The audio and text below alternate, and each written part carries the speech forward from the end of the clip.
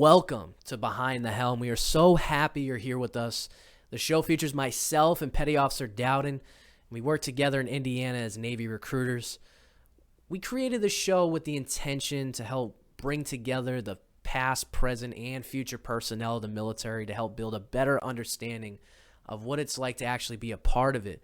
So you'll see anything from like interviews to video reactions or just personal stories of our own to help guide those who have interest in learning more about what the military has to offer and what it takes to make the ultimate sacrifice to serve your country.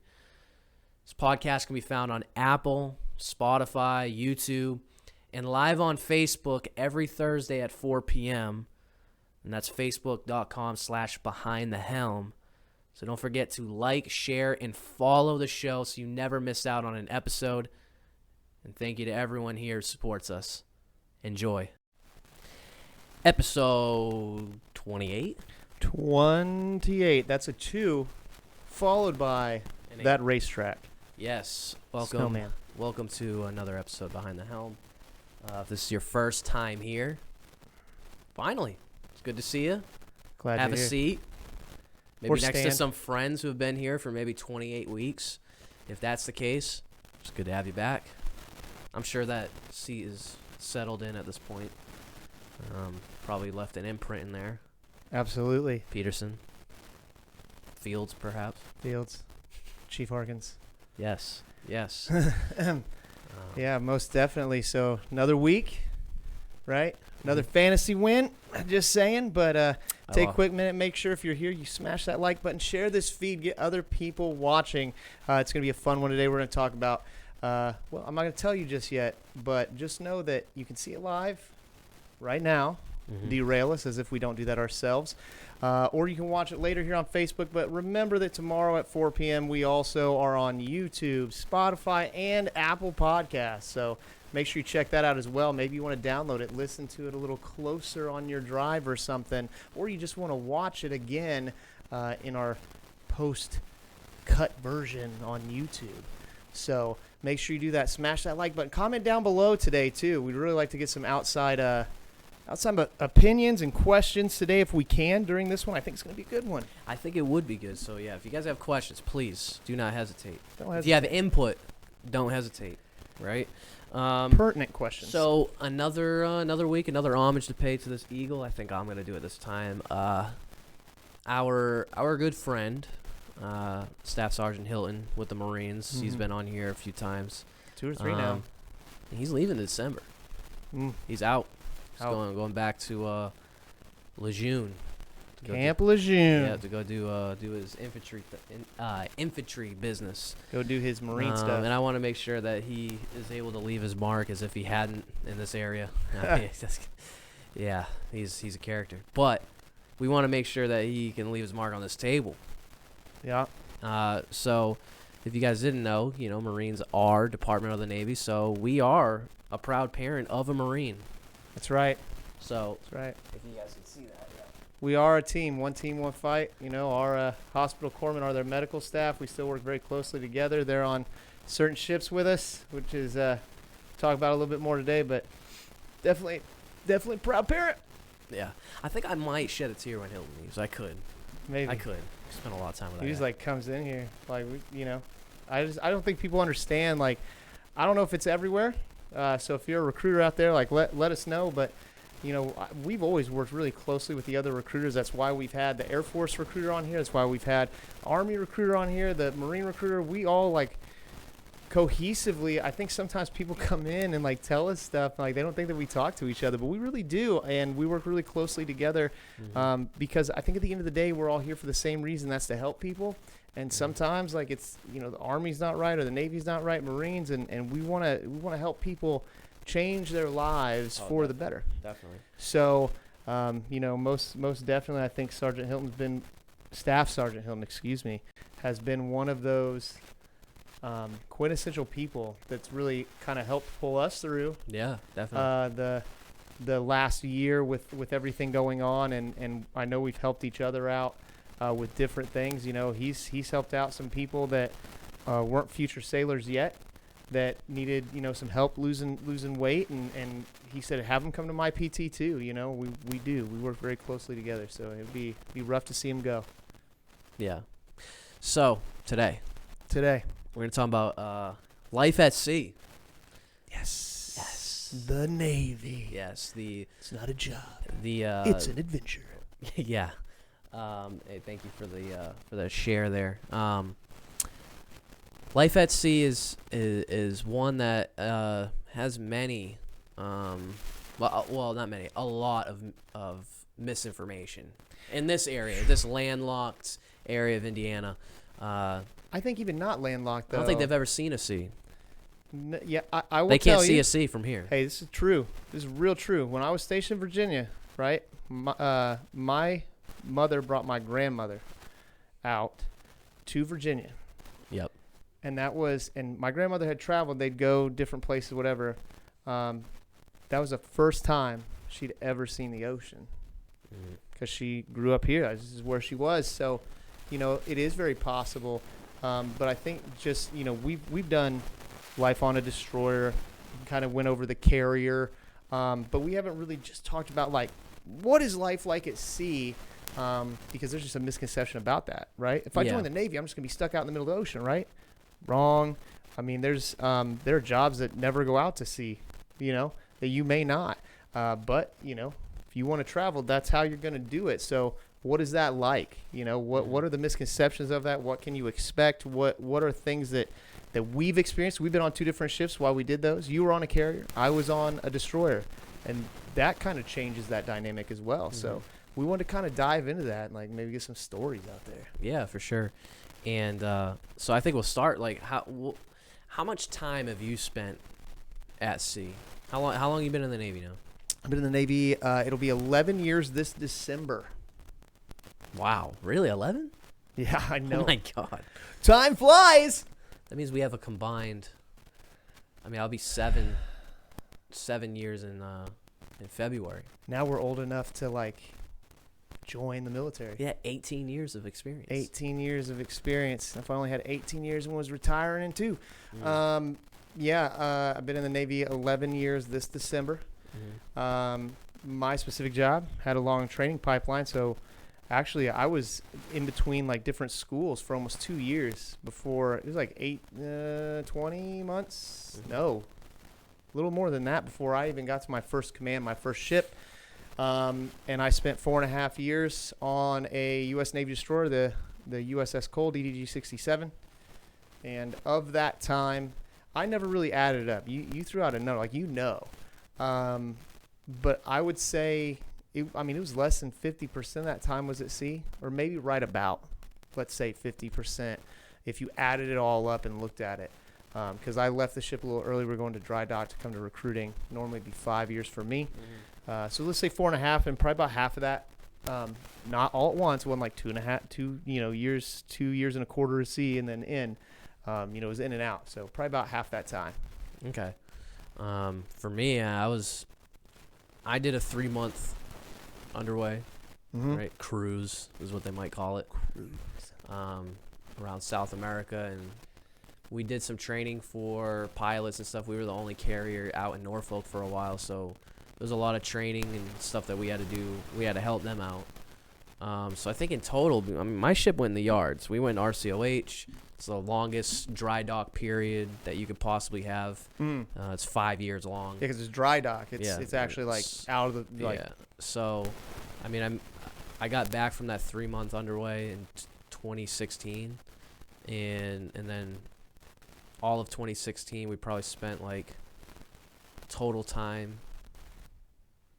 Yeah, maybe more like 6 months in total. In total time, just like going out, coming back. And then we went in the yards in 2017, and I left in basically end of 2019, and I never went out to sea during that time. Basically, you were saying, like, you were the only carrier, so more or less you guys would go out because you were that training platform for the other air pilots. Wings. Yep. And then even that cruise that you're talking about, that 3-month one, that was because it's a unique thing. It doesn't happen very often. You did a home port shift, right? Yeah, we did a 3-carrier hull swap. Yeah, so you were in San Diego. Well, it came from Japan. Came from Japan. Went to San Diego. They swapped crews. That ship in San Diego went to Japan. There was a ship in Virginia that was going around the world. Mm-hmm. Their job was literally to just travel around the world to San Diego. The TR. Oh, okay. They went around the world, and we went around South America. And then when they got to San Diego, they flew back to Virginia. Oh, okay. All right. Nice. Yeah, so that's a unique thing. That doesn't happen. That doesn't happen. Like, and neither does the RCOH thing. So I was... Yeah. I mean, I faced a lot of different things, but... You saw like a different... Yeah, because ships don't go into dry dock every year, every other year, mm-hmm. And, we don't really, go down around South America. It's a very unique thing that you got to do. So, it's very interesting, and it, might have... And being the only carrier... And because of the haul swaps, the timing of what you were doing, mm-hmm. You probably had a little bit of extra underway time, but like like we were saying, you weren't just out. Oh, I wasn't out at sea the whole time. Yeah. I was at a sea command, but when I wasn't at sea, it was moored up. I'd go to work and go home. Yeah. That was my day to day. Same here with the destroyer. I think that's one of the big misconceptions. Like, it costs a lot of money. It does. We had to pay those tugboats. It costs oh yeah. Oh my gosh. I found out how much they made, especially we would come in on a Sunday. Oh my God, they were making big money. I was like, how do I get that job? I think Big Navy never really wanted us to come in on a Sunday. The tugboat operators were always like, oh yeah. We'll come in. Yeah, heck yeah. Because they're civilian. But yeah, most definitely. It costs a lot of money to get a ship underway. And go out to sea, so it's not like we're just like putting the ship out. It's not like your bass boat, Mm-hmm. It's not like your pontoon. We're not going in and out. Like, we go out, we do some stuff, we come back in. You're going to be in for a while, whether it's for training or like certain things or just naval presence, So I think that's a big misconception because just like you were just saying, even on the destroyer too. I'd come in the morning like a normal work day. We'd do what we call quarters, or basically get everybody together. Hey, this is what we're doing today. Mm-hmm. Do our jobs and go home. Yeah. At the end of the day, to my house. I didn't live on the ship. You didn't either. You owned a house. When you're underway, obviously, you're living on the ship, and we're going to get into that a little bit more too. But hey, if you've been stationed on a ship and you're out there watching, and you got to do some travel, how much travel did you get, and what ship were you on? Make sure you smash that like button and comment down below, and thank you for your service on board one of our vessels. Exactly. So obviously life has to be slightly different on a ship, right? You're not, you're out at sea, so it is different. You're living on board a ship. It's not exactly the same. So there are some things that you have to overcome in a way, right? You're not gonna be sleeping on your king size bed, right? Right. You're not gonna have your own personal bathroom, right? Right.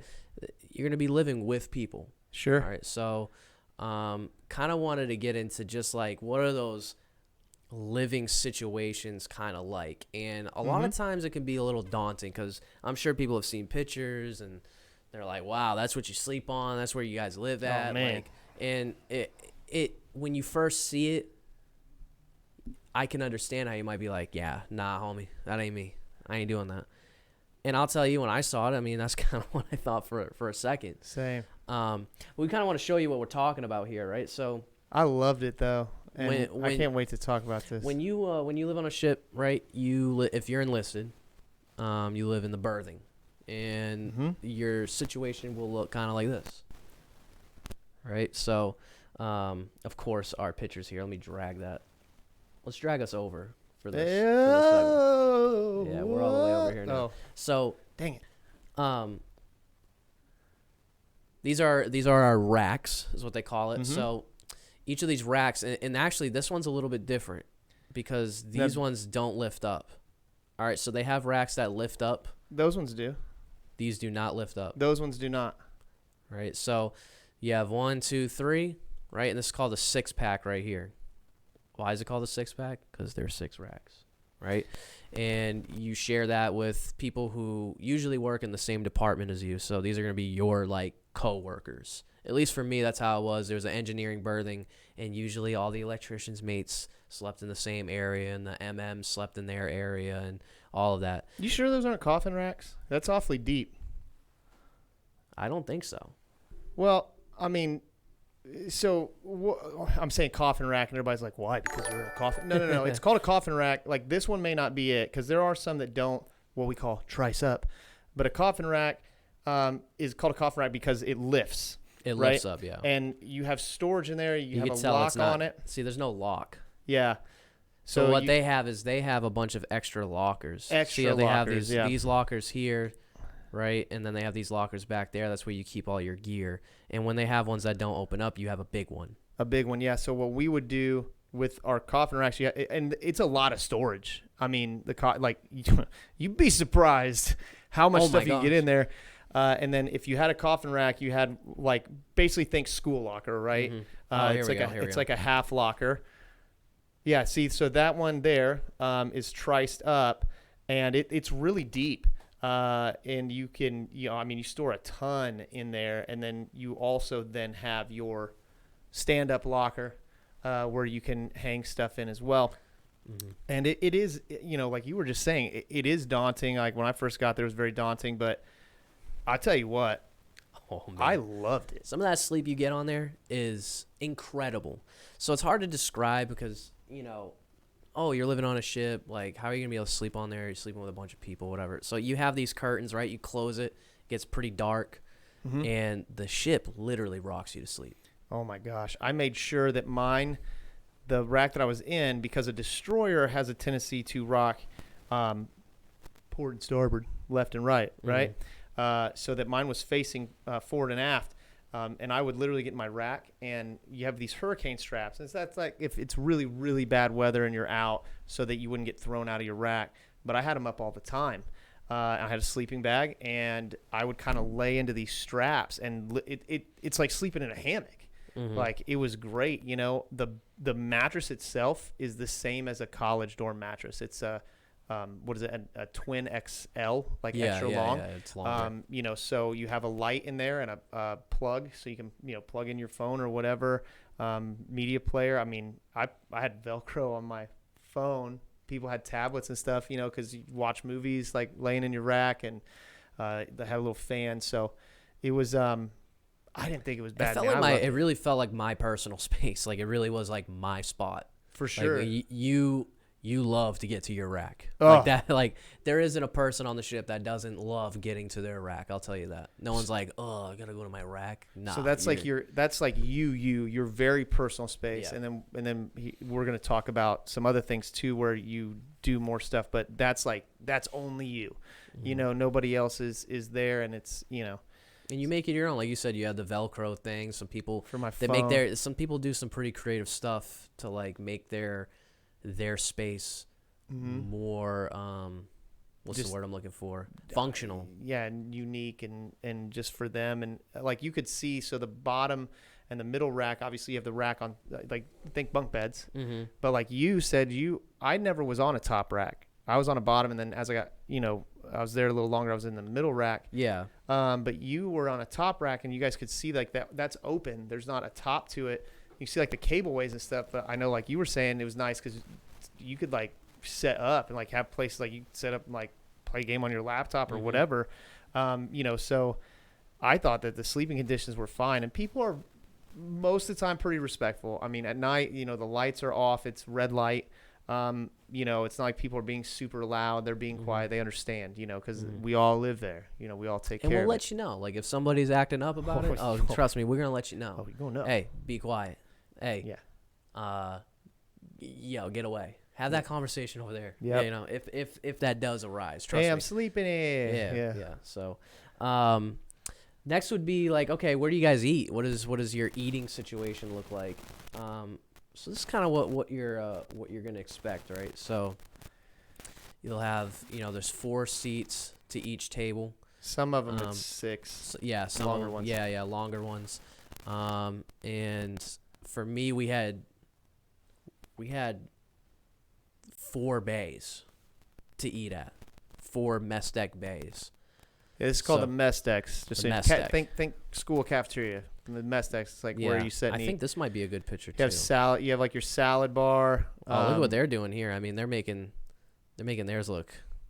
Yep. Really cool. So there's all, and every ship is actually different. They do it different ways. Like obviously I was on the USS Cole, so like in our where we would get our food from the galley, there's the 17 stars, the Hall of Heroes P-Way that are laid into the floor and nobody steps on them. And we were looking earlier, and there's some pretty interesting ones. A lot of times you'll have stuff hanging like you saw in that first one. This one is cool. Like this is on an LPD, and like that's awesome. I've never seen one like that, but it all just depends on what they do and what the ship decides to do. But it's not just a place that you eat. A lot of times it's where they'll hold like bigger meetings. Well, on a destroyer, right? Yeah, you can see here they're doing this is back in the day where they had the dungarees and everything, but a lot of times they'll do like testing in here. But yeah, they'll hold meetings. They'll hold like sometimes they'll have like little activities that they do. A lot of times, I mean, they would literally have like poker nights, bingo. We did bingo a lot. That makes us sound pretty old. Well, it was fun on the ship. It was fun on the ship though. Yeah, like, of course. I mean, I'm talking like I didn't realize it was a big thing, and like the first bingo night on a deployment, like they were like sailors like showed up, like they brought like their daubers and stuff. I'm like, football games. Oh man, football games. Oh man, it would get wild in the mess decks watching the football games. We were out for one of the Super Bowls, and Captain made sure that we were on course, so we could get the game, like because it's through satellite, and like they made like wings and like mozzarella sticks and like stuff. Like we just had like a Super Bowl party. It was awesome. Ice cream socials. Yeah. I never got down with the ice cream social, but some people loved an ice cream social. And like our lines would be crazy. But we would do the ice cream social. That's like a lot of times on nights that we would have like a bingo night or like a some kind of activity that was going on. Like we did, board game, like game tournaments and stuff. And they would do it on the bigger TVs in the mess deck. So, it is where you eat 3 times a day. That's true. But it is also where we did a lot of activities. So, it was cool. Kind of going into a little bit of like, still living essentials and kind of your downtime, right? I mean, you're not spending all your time just working. I mean, no. Think about like, you go to work when you're in port and you finish. All right. So if you finish your work, you may have to stand a watch, but you may not. At least on a carrier, not stand and watch. I mean, usually it's like every. Well, that's doing. Maybe you'll do like 2 days in a row where you do watch, and then you'll have like 2 days off or whatever. Yeah. Is that underway? Yeah. What? Yeah. Oh, because we had so many people. Okay. So, but you might do that. That a lot more maintenance though. Yeah. I guess you have a lot more systems. Yeah. Yeah, we have a lot of systems, and when you don't have anything to do, you're basically on call, but like. Not really. You're off. I mean, I think like for us, like when you talk about standing watch on the ship, like that's your job. Like to us, like well for me, like that was your job. You'd still do quarters in the morning, and if there was anything going on, like they'd put it out, and then like when you were on watch, that was when you were the person standing that watch and doing the job, and the maintenance still gets done, so it's like a normal day.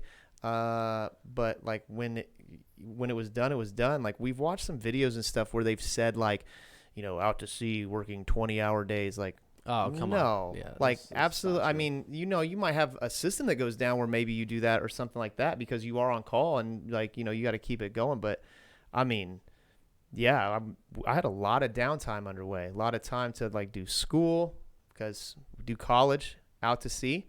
They do distant learning, right, where they sent me the stuff, the book.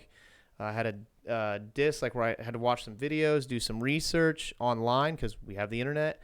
And then I also had classes where we literally brought a college teacher, a couple of them, on board the ship. So while we were out on deployment, like I went to class, like I went to a college class, like, so you're not even missing out on that either. If I was working 20 hours a day, how would I do that? You know? Yeah. One thing you're not going to miss out on, right, is going to the gym. Nope. All right. That ends up being a lot of times what you do on your downtime is just go to the gym. It's a good way to pass the time. Mm-hmm. It's a good way to feel healthy while you're on there. Yep. I mean, another thing, while you're eating, I mean, they literally tell you what's a good option and what's a bad option to eat. Yeah, just so, I mean, when you're underway, I mean, you could eat nothing but good options and work out. I mean, you can get in the best shape of your life while you're underway. Been there. For real. And I think me and you would both say that's probably when we were in the best shape of our my life. second deployment, man, I was doing 2-a-day workouts, and like I came back like, and then I wasn't. So here's like kind of what it looks like, right? I know it's kind of small right here. Now this is carrier, just so you know. But like, yeah, that is. And I know this looks like a gym. Like, oh, that's not on a ship. Like, no, that's 100% on a ship. You have the room to do that, and you know, but even on the small ship, even on a destroyer, right? We had multiple gyms, a little bit smaller space.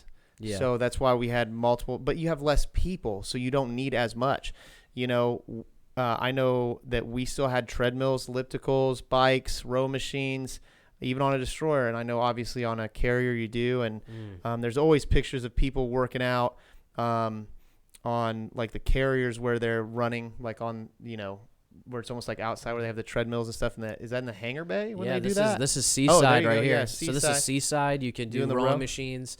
They'll have like treadmills and stuff. And look at that picturesque view of the ocean. Mm-hmm. I mean, that's kind of what you're able to do on the carrier. Yeah. And I mean, we still, even on the destroyer, we'd work out outside sometimes. Like if nothing was going on, people sometimes would go outside and like if it was good seas, like run laps on the ship.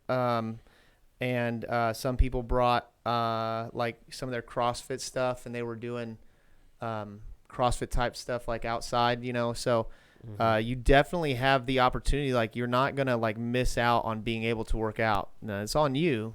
You know, you need to do it. Like it ain't nobody gonna make you, but you know, you have the ability to continue to work out as well. Yeah, definitely. Mm-hmm. So another thing, like. At least for us, you know, I always talk about the carrier, but that is like the biggest platform, and a lot of people get stationed on carriers. For up to 5,000. And especially if you're aviation, more than likely you're going to see a carrier in your lifetime, you know. So this is another thing, you know, that you'll see on the carrier. We actually have 3 hangar bays. Yeah. Which at nighttime is kind of what it looks like. And at nighttime is where it goes down. So at nighttime, there's people out there doing their kickboxings, people playing basketball. They're having these, you know, talent shows. I mean, they're doing a bunch of stuff. That's because at that time, they are on their own personal time. Mm-hmm. And you have people on watch that are obviously like, you know, navigating the ship, stuff like that. But the regular day-to-day work is done. Mm-hmm. They've done their maintenance. You know, you do it during the day, and then yeah, like at night, it's like, you know, this is when, if you were in port, like this is when you would go home. So it's your personal time. And when we're playing basketball and that type of stuff, we're not like in our coveralls or in this, like you're just in street clothes, like, you know, and that's completely fine. And then, you know, you get to do some activities sometimes at night. Do a little movie night. A little movie night for everybody. Look, they got another picture of people doing movie night. Now, we did one. We did do a movie night outside on the destroyer. Obviously, like we don't have a hangar bay. There are Flight 2s that do, right?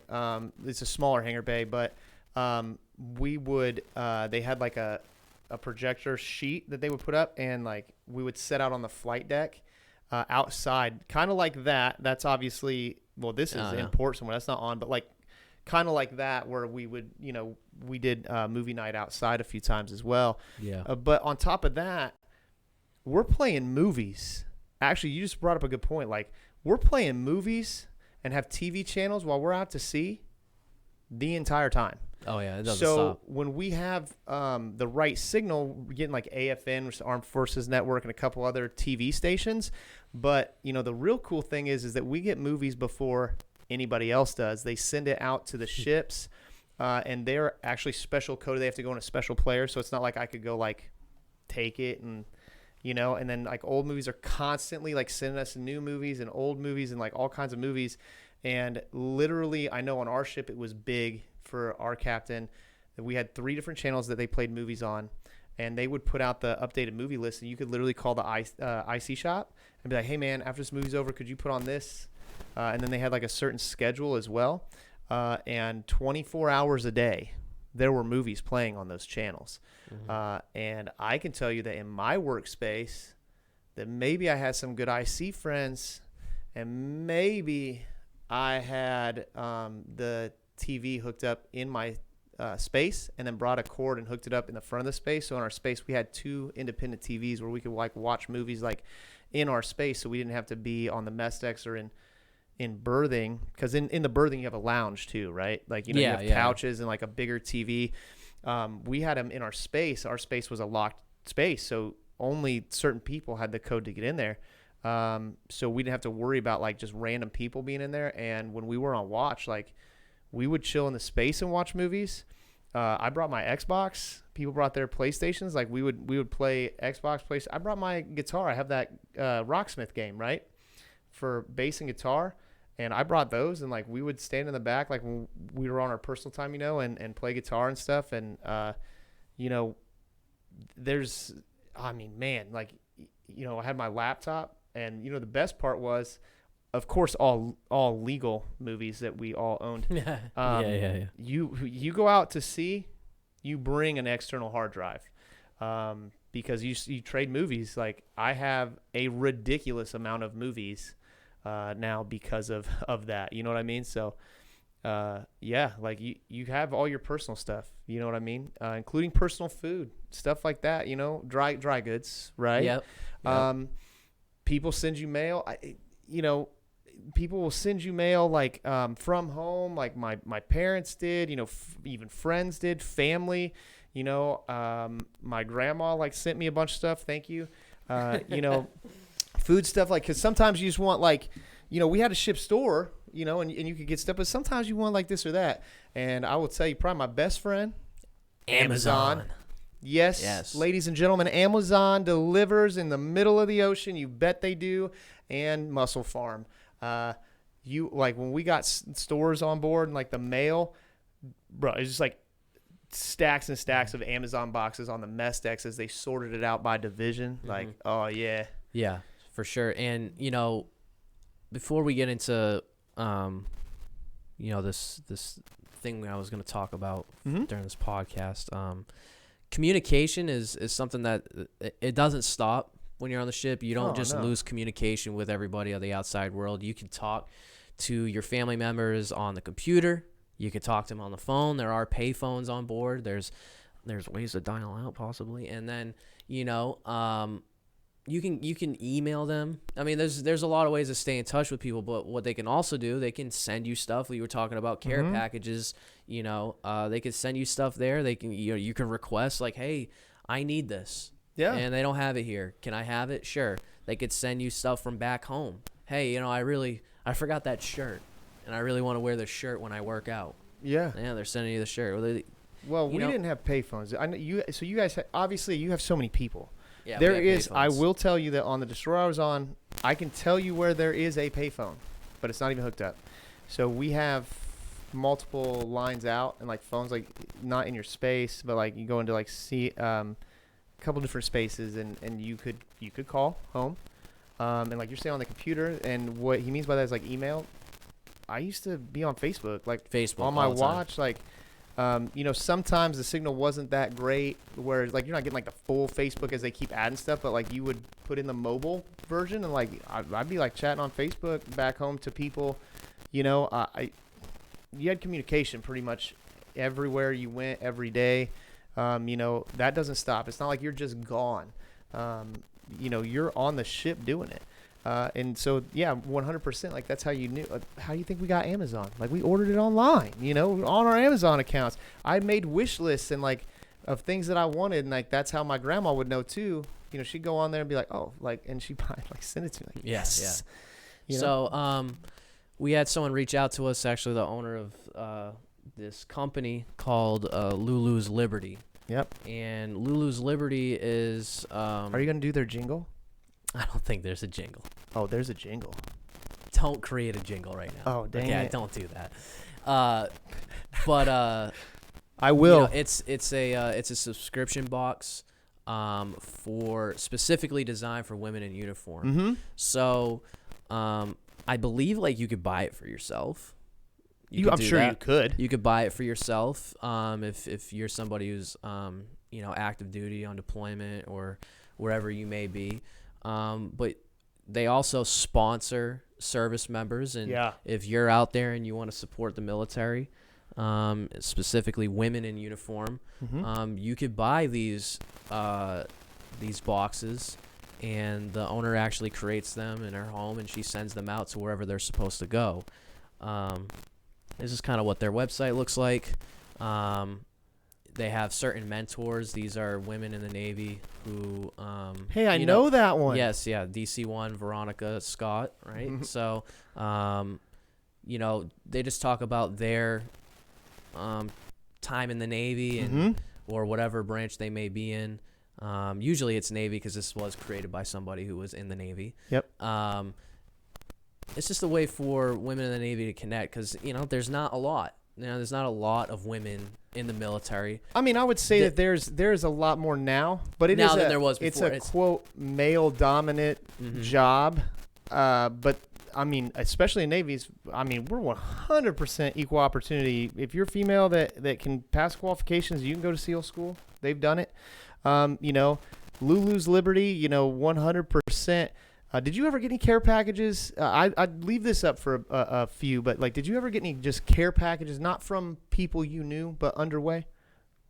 I think I did.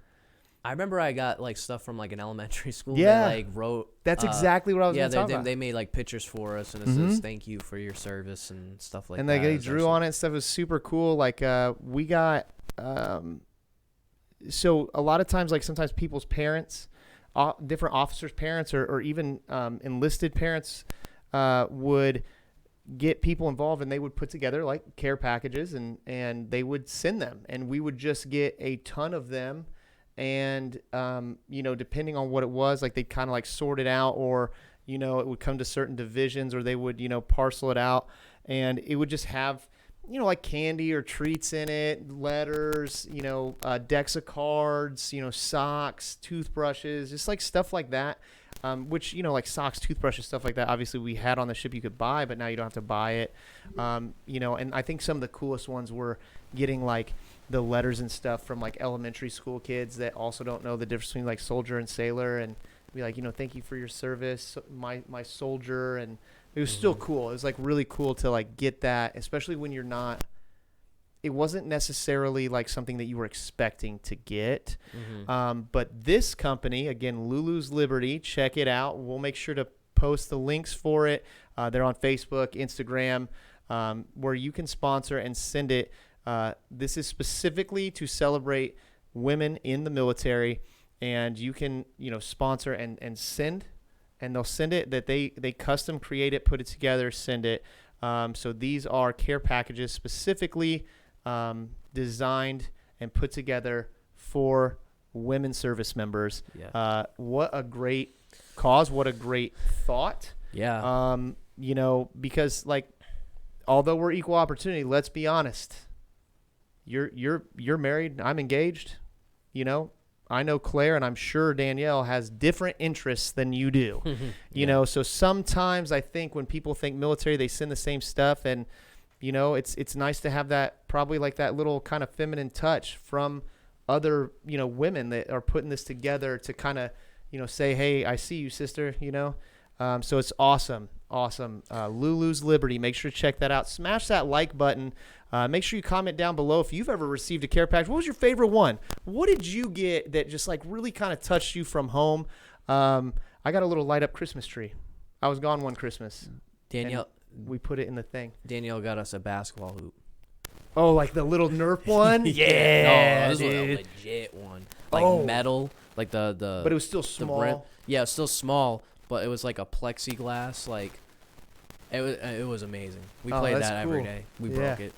Well, quickly. Of course. I'll show you a video later. It gets rowdy. My buddy Ronnie dunking on it with Kanye West "Touch the Sky" in the background. It was ridiculous. Oh my goodness. But and we were gonna talk about protocol, but that's not.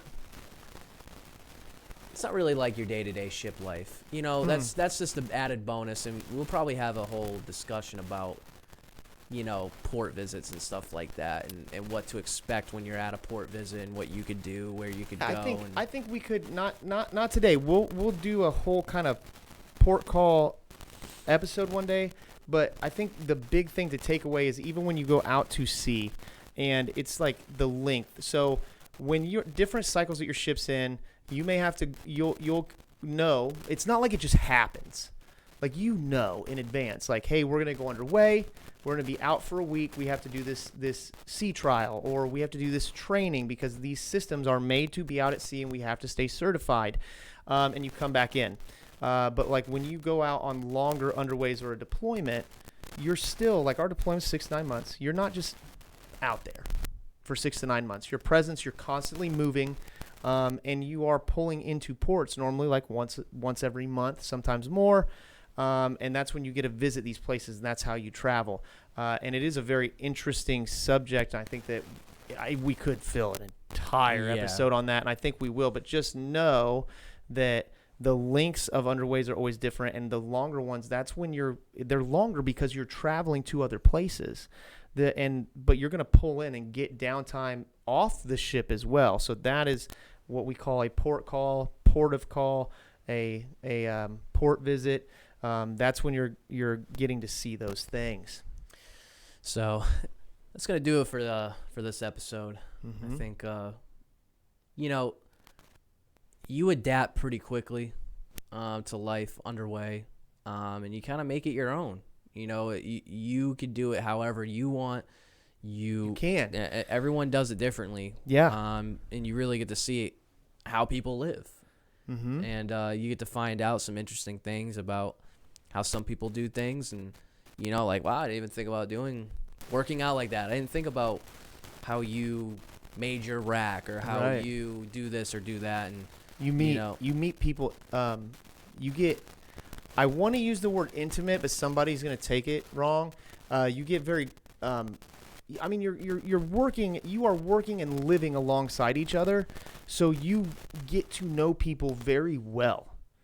And you learn things about people that, like, you would have never even thought, or, you really do meet some of the most interesting people, and you have the opportunity to have fun, but it's on you. Like we did, gosh, there's so much, because like Sundays when we were underway, we did, I'm sure you guys probably did it too. We called it Steel Beach Picnic. Yeah, we would grill out, like have music playing, cornhole, You guys had obviously the room to do basketball, all kinds of stuff. Like, you're still out there having fun. Like they understand, like they're going to find ways to have a good time. And yeah, just getting to know people and man, like you're right. I mean, it's all in your attitude. Mm-hmm. But one last thing before we go, because this is one that we didn't really hit on as far as living on a ship. You were on a carrier. I've been next to one. It did not take me long to find my way around a destroyer. A destroyer is 525 feet long, 55 feet wide. Obviously the bridge is pretty high, but you can figure it out pretty quickly. Obviously we have what's called a bullseye, like that. It's basically direction, tells you where you're at. How was when you first got to the carrier, right? How was it hard? Nearly impossible. Really? I had to be with somebody for at least the first 2-3 weeks because I would get lost. Really? Now that if you go in the hangar bay, you can get to almost anywhere because it just like runs open, the whole right? ship. The 03 level, the P-ways just stretched across the entire ship, so you knew like, okay, if I'm up there, I know I can get anywhere. But yeah, I needed people around me. See, our main deck is like 2 long ones that go all the way down, and then there was 3 that go across, like we called them the horseshoes. And there's certain places you couldn't get to, but you could pretty much get anywhere. And I would say that you could get lost on a destroyer, but only for a second. You'd be like, wait, where am I at? And like really easy to like turn around and backtrack when you first get there. Yeah. But I've always wondered that because like, yes, bullseyes are important even on a destroyer, like when you're trying to find a space and understand how to read them, but you didn't necessarily need them to navigate where you were at. You just kind of knew.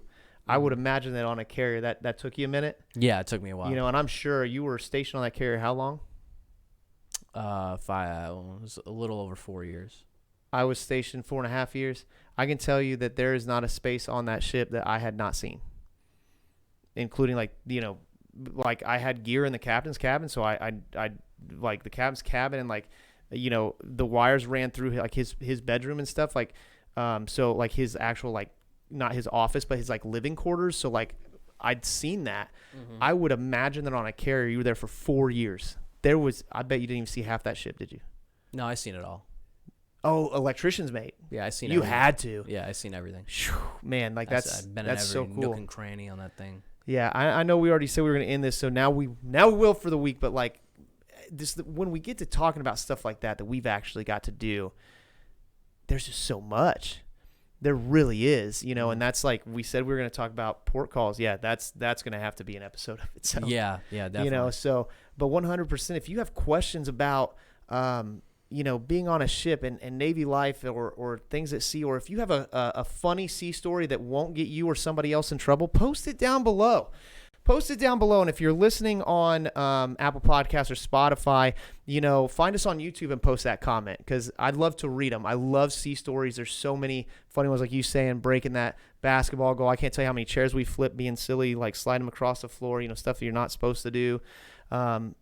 Man, you really do find ways to have fun. For sure. So, all right. So thank you guys for listening. Bonus content for YouTube starts in 3, 2. Thank you for listening to today's episode. You were just behind the helm. To see this podcast live, check us out on Facebook every Thursday at 4 p.m. Eastern Standard Time.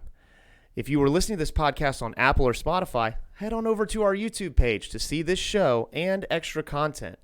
If you're on YouTube already, click the video below to see the after show and bonus content that's available right now. No matter what platform you're on, find the link in the description to find the links to all our other platforms. And as always, find it, like it, share it, and follow it. Thanks, guys.